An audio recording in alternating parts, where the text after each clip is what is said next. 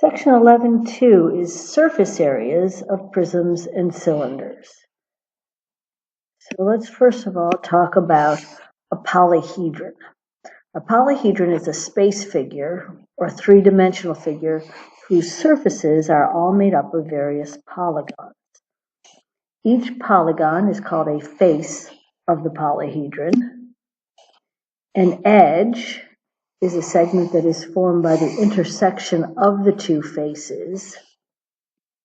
And a vertex is the point where three or more edges intersect. I'm going to give you a picture of this in just a second, so go ahead and write down these definitions. Okay, so let's take a look. Each one of these blue areas is one of the faces. You can see that I have, change color here, that I have a rectangular face here on the bottom and on the back side. So there are three, rectangular faces. Three rectangular faces. And then I have two on the ends that are triangles. So this particular polyhedron is made up of two triangles, that are joined together by three rectangles. So those are 5 different faces. There are 9 edges. All of these red lines are the edges, and 6 vertices. Where the edges connect, the purple dots, are your vertices. So faces, edges, and vertices. Now, in a prism, and what we just saw happened to be a prism. This is a polyhedron with 2 congruent parallel faces called bases. In the previous example, those bases were triangles. The other faces are lateral faces. In the previous example, the rectangles were the lateral faces. And a prism is named by using the shapes of its bases. So let's look at a few prisms. So this is just a little bit more specific description of a general polyhedron.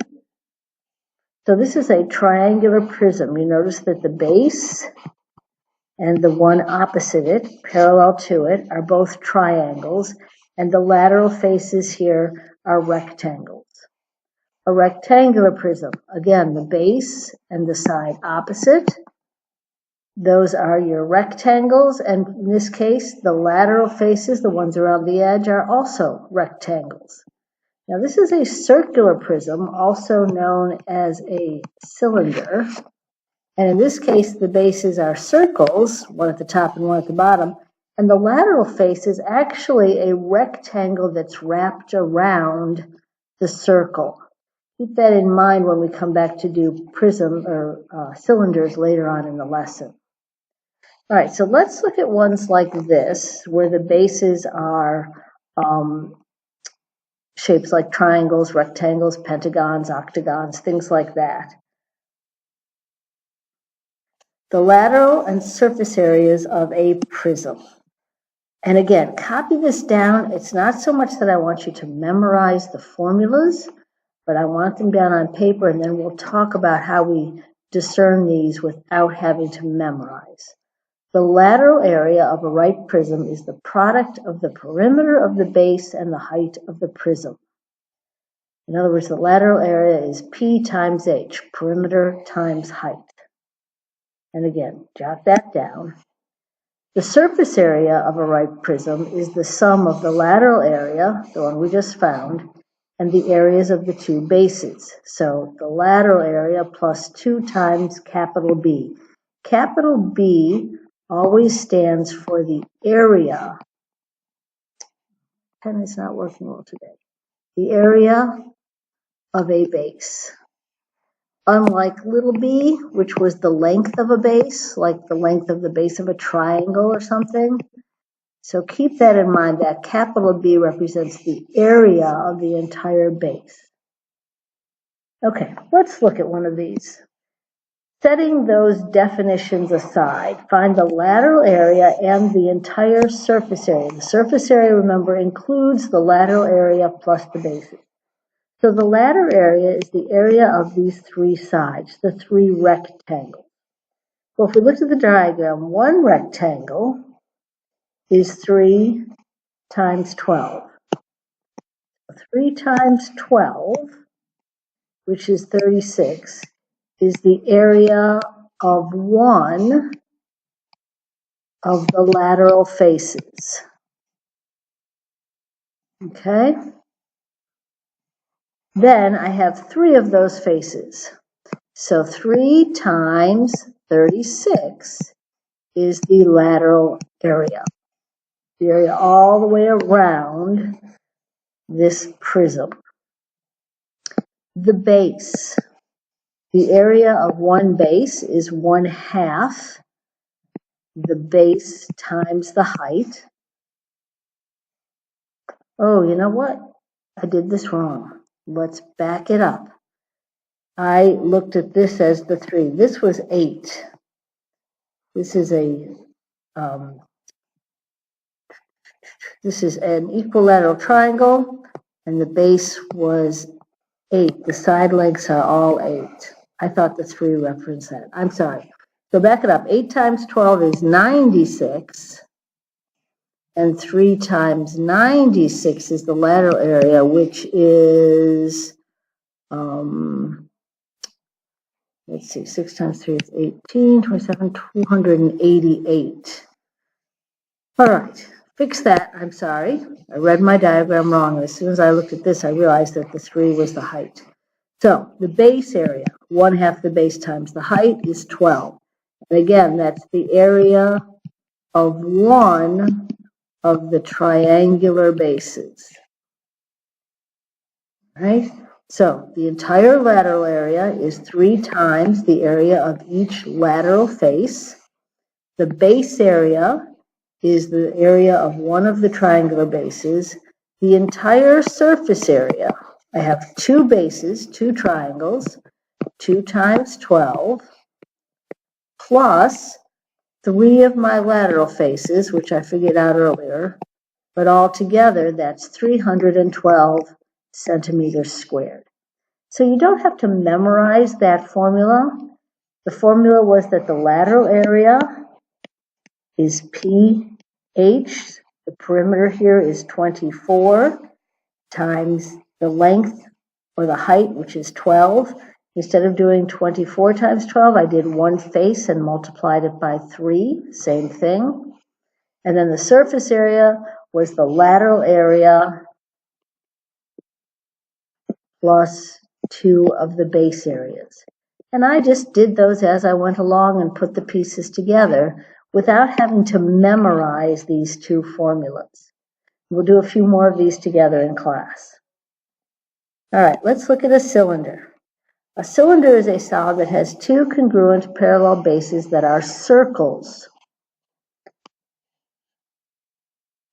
The altitude is any perpendicular segment drawn that joins the planes of the bases. So an altitude could be from the center to the center, as long as I'm joining 2 points perpendicular to the segment, to the base area.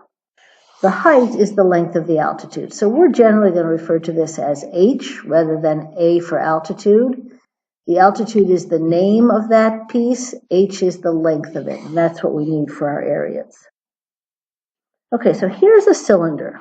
You notice that if I pop the tops off, think of a soup can, and take the label of the soup can that goes all the way around and roll it out. So actually the lateral side, or the lateral area of a cylinder, I'm running out of room here, sorry. Lateral area of a cylinder is a rectangle. And the rectangle, the base of the rectangle is the circumference of the circle. Notice that I took that rectangle, when I unrolled it, the length of that rectangle is the circumference of the circle, and the height is the altitude of the shape. All right? So the lateral area is a rectangle whose base is the circumference of the circle and whose height is the altitude. And then my bases are circles. So let's see what we can do about surface area for this. All right, lateral and surface area of a cylinder, again, are formulas. The lateral area of a right cylinder is the product of the circumference of the base, 2 pi r, and the height of the cylinder. We saw that again when we unrolled that lateral space of the can, 2 pi r times h. The surface area is the sum of the lateral area, and then we add on the area of the two bases. Whoops, the area of a base is pi r squared. We have to add 2 of those. And again, not so much concerned with memorizing these formulas as understanding the shape. So the lateral area is the rectangle that we roll out. The height of the rectangle is 9, and the width or the length of the rectangle is the circumference. So 2 pi r is the circumference times 9. Okay, so that's the lateral area. And if we multiply those together, we get 54 pi. The surface area, remember, is the two bases plus the lateral area. So I've got to add on the two bases to get the entire surface area. The bases are pi r squared. The lateral area, I know, is 54 pi. So 2 times 9 is 18 pi plus 54 pi. The total surface area is 72 pi. And that's it. It's just taking these pieces, breaking them apart, finding all of the areas of each surface, and then adding them up to get the total surface area.